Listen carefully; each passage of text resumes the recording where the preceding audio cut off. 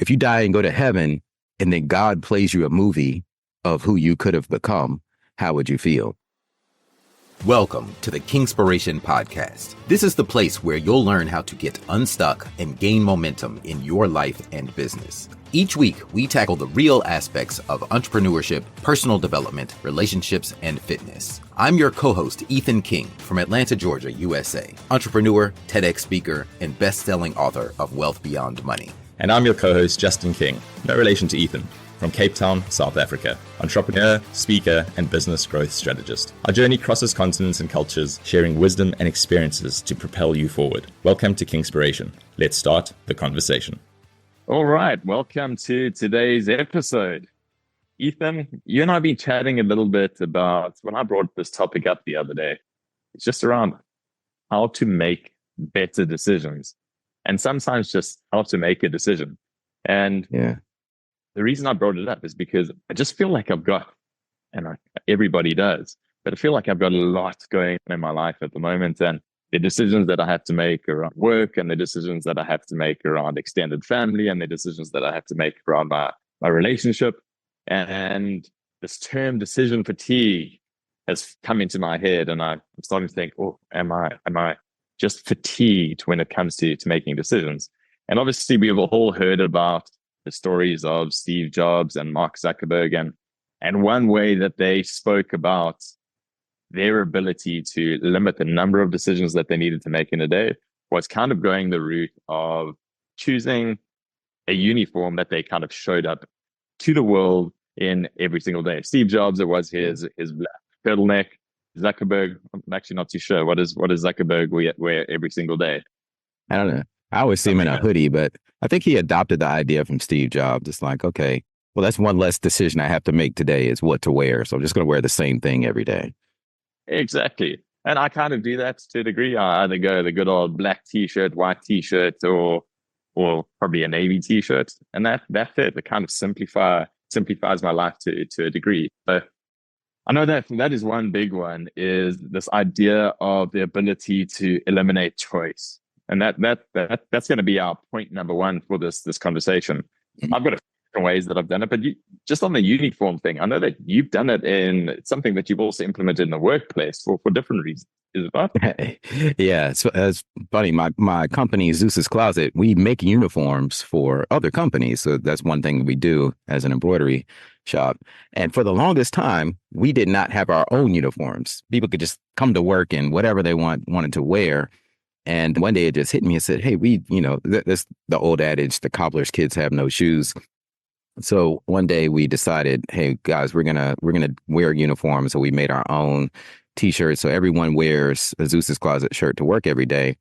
And it was like the moment we did that, we saw so much benefit. Well, one, I was partly motivated why I didn't want to have to think about what to put on every day. So kind of like Steve Jobs. Two, it creates this cohesive team mentality. So we felt more like a team immediately because we were all wearing the same uniform, and we've continued to do that every day since. And the third thing is it's advertising and marketing, because when your team goes home and they're in the grocery store or out getting drinks or whatever, and they still have on that uniform, it may spark a conversation wherever they are. And then or even when I'm out, like people will say, what is Zeus's Closet? And then you're also creating more advertising for your business. So, but we're talking about making decisions here. So that makes it easy. Just wear a uniform to work. Yeah, I love it. I am going to squirrel us for a second, take us down I don't want, it's not a rabbit hole, but the uniforms thing is really interesting to me, because what I've often thought about, me being based here in South Africa, you in the US, as far as I understand, the majority of schools before college is what I mean. Majority of schools, you wear casual clothes every single day to school, right? Whereas in 99% of schools in South Africa, you have a uniform that you wear to school every single day. So absolutely, the kids aren't having to make that decision, which I think was huge. But what I often think about is it's just one less thing for kids to worry about from a socioeconomic standpoint. Like if you are not able to go to school wearing brands or new clothes every single week or every second day or whatever it is, what does that mean? How do you look in front of your peers? versus Yeah. I was just so lucky growing up. I just had my uniform, I'd put it on, didn't have to think about it before I went to school. And it had that sense of camaraderie as well. Maybe that's a Yeah. different discussion, but It is, but it, it is fascinating. I mean, there's so many socioeconomic things. I mean, when I was growing up, kids were getting killed over their Air Jordan shoes and their starter jackets, and it was a big deal. And we didn't have to wear uniforms, so there is this status thing. But also back to the decision topic, that's one less decision your kids have to think about when they're getting dressed in the morning. And it's interesting. I just looked it up. Only 20% of U.S. schools require uniforms, whereas in Africa, it's pretty much every school, right? Yeah, that's interesting. I was trying to think off the top of my head if there were any that I could reference that don't, and I can't think of any. Wow. Okay. So, but it's also eliminating decisions for the parents. Like, we don't have to think about we don't have to buy a whole bunch of clothes so for our kids, they wear a uniform 4 days out of the week. And then on Fridays, they get to wear what they want to wear. Okay. So gives them a little bit of freedom of expression there. I love that. Yeah. I love that. Okay. So we've got, first thing we're saying is eliminate choice. And one of the ways to do that in your life is to choose a uniform. Another way that I do it is it's going to sound silly, but is my breakfast. Like I have two options for breakfast. The one will be like it's scrambled egg and toast, or in the depths of winter, I'll go for a nice hot bowl of oats. And that's it. Like that simplifies my morning. I don't know if you've got any meal preferences that make your life easier. Yeah, that definitely keeping that down. Yeah, for me, for breakfast, I probably eat like 2 boiled eggs and a protein bar. Where it gets more challenging for me with the meal prep is when it comes to dinners, because I have to think about the family and they want more variety. I could probably eat like chicken and spinach every day, but they want, if we had pizza last night, it's like, no, we can't have pizza today. So we got to switch it up. But that is definitely a way to eliminate decisions. And I mean, I guess we have this find out like this tank of willpower, and we draw from that with every decision that we make every day. And when you get to the end of the day, if you have decision fatigue, it's because you've had to make all these micro decisions. So the more you can eliminate, the better. And meal prep is definitely a great way to do that. Okay. And then a second point that we spoke about was this idea of reversible versus irreversible or non-reversible decisions. And really what that means is, and I think Jeff Bezos speaks about the idea of a decision, it's a one-door decision or a two-door decision. I think I'm butchering that. But basically a one-door decision is an irreversible decision, and two-door means you can walk in and you can walk back out. So same concept.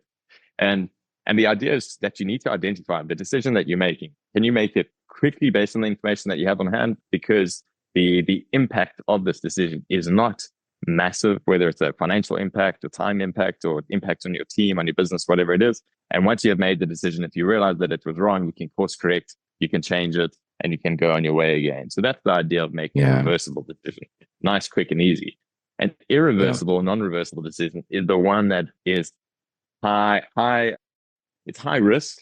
Well, it's high impact, and there's more time that needs to be taken in order to make the correct decision. You probably need to bring in more stakeholders that have context to the situation as well to help you make that decision. But it's not one that you can just make on the spur of the moment, because the consequences of that decision are that much greater, or there are significant consequences that need to be taken into consideration.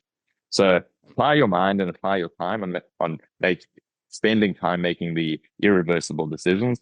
But for the reversible decisions, pull the trigger. Don't waste the energy that you have for decision making on those that you can course correct pretty easily. Yeah. A lot of times we put way too much weight on a decision that is really reversible. Just do it. And I mean, look at what's the worst case scenario? What's the worst that could happen? And I'd say most decisions, you can undo them pretty easily. There's a lot of flexibility in life. But even outside of the business world, I heard someone share with me that they do a prayer that they say over their children each day is something like, I pray that for wisdom and discernment, especially over the irreversible decisions that my kids will encounter in life. I mean, if you think about it that way, just from life, if it's going to result in, possibly death or imprisonment, or, taking someone else's life. I mean, those are like irreversible decisions. Like you can't do anything about that. But most things in life, you can kind of undo. So it allows us to assign weight, I think, to certain decisions. And then that takes some of the load off because you realize, make a big deal out of things that aren't really a big deal. Another way that I've heard that reference before, because you speak about how do we allocate the weight to a decision, is allocating the idea of stakes to a decision, not as in steaks that you eat, but what's on the line. So essentially, three types of decision. Then there is no stakes, and that's your classic reversible. Low stakes. So even there might be a small consequence, but still pretty reversible, or high stakes, and that would be your irreversible or your non-reversible decision. So again, just putting it in one of those three buckets: no stakes, low stakes, or high stakes. And that allows you to figure out how much energy to allocate towards making that decision. Yeah, that's a great approach. Right. What have we got next? Next, we have just make decisions. You just got to do it. A lot of times you exert fatigue because you just aren't making a decision. Just decide and do something. Exercise the muscle. I think this kind of ties into the last point where, once you look at the stakes, just don't over concern yourself with the outcome, because a lot of times we just keep putting it off. But if you at least just make a decision, then you can move forward, and usually you can undo something. I really like that. I was trying to think of some smart line around. We've got to come up. I was thinking what micro script sums it up beautifully, but it's got to be like decision made equals getting paid. Like that's what it is, because it's the best leaders. They say the strongest leaders in the world make decisions very, very quickly. Like, don't belabor the point. I mean, I hear it over and over again from some of the top billionaires in the world. It's like they're able to make decisions extremely quickly. So that's a trait, I think, that if you're listening to this podcast, you want to be successful, I assume. So adopt that trait in your life. And then this last point here that I added is have an ideal, like a motivational thing. And one quote that I heard that always stuck with me is the definition of hell on earth would be to get to the end of life and then you are showed the person that you could have become. And for me, I think, and I've heard that quote said many different ways. I don't know who it's originally attributed to, but I heard it the other way. I heard it recently. It's like, if you die and go to heaven and then God plays you a movie of who you could have become, how would you feel? And for me, I don't want to feel ashamed or bad because I didn't live up to that potential, but I would want to be the person in the movie.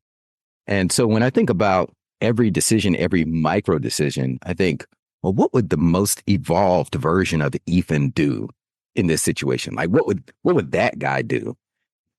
Whether it's, when I leave out of the subdivision, do I go right or left? Or whether it's, well, do I invest in this new piece of machinery? Or, no matter the decision, big or small. And when I was president of the EO chapter, I made shirts and I gave to every member. And it had on there in mirror script, like how Da Vinci used to write in his journals. And when you look in the mirror, it says, what would the best, most evolved version of, and it has your name. So what would the best, most evolved version of Justin do?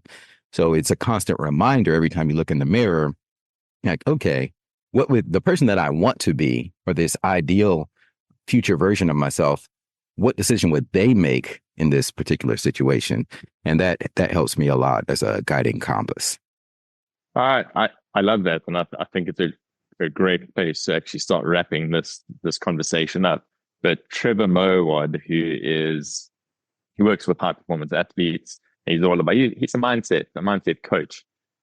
And he often speaks about, and it fits in perfectly with what you said, he actually speaks about the idea that if you're wanting to be somebody great, or you're wanting to be the best that you can be, there's actually not that many decisions that you have to make.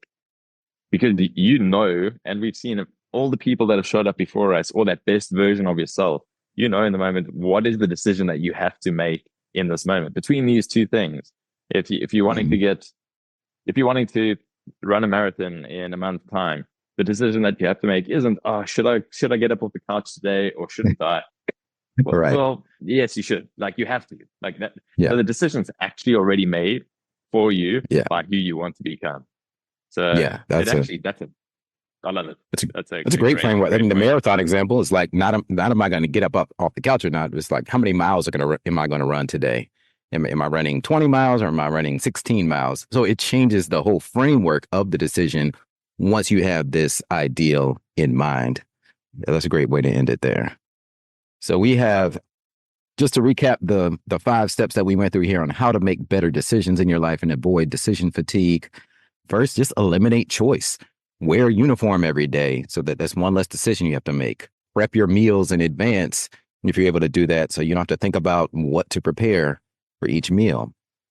Step 3 would be look at each decision and assign weight. Is it reversible or is it irreversible? And then, of course, assign bigger weight to the irreversible decisions, or you can weigh it as low stakes, medium stakes, or high stakes. And then just actually make decisions. Don't belabor the point, but just actually make a decision and exercise that muscle. And then the last point is to have an ideal framework so that will, once you have that goal in mind of who you want to be or the goal you want to achieve, that will help you make the decisions differently. That's a wrap for today's episode of Kingspiration. We hope this conversation sparked insights to ignite action in your life and business. We're on this journey together, sharing our challenges and successes to help all of us take the next step towards building momentum and ultimately reaching our goals. If you found value in today's episode, please share it with someone else who might benefit and leave us a 5-star review. And remember to hit subscribe so you don't miss out on our weekly conversations. Until next time, keep rolling, keep growing, and keep being inspired.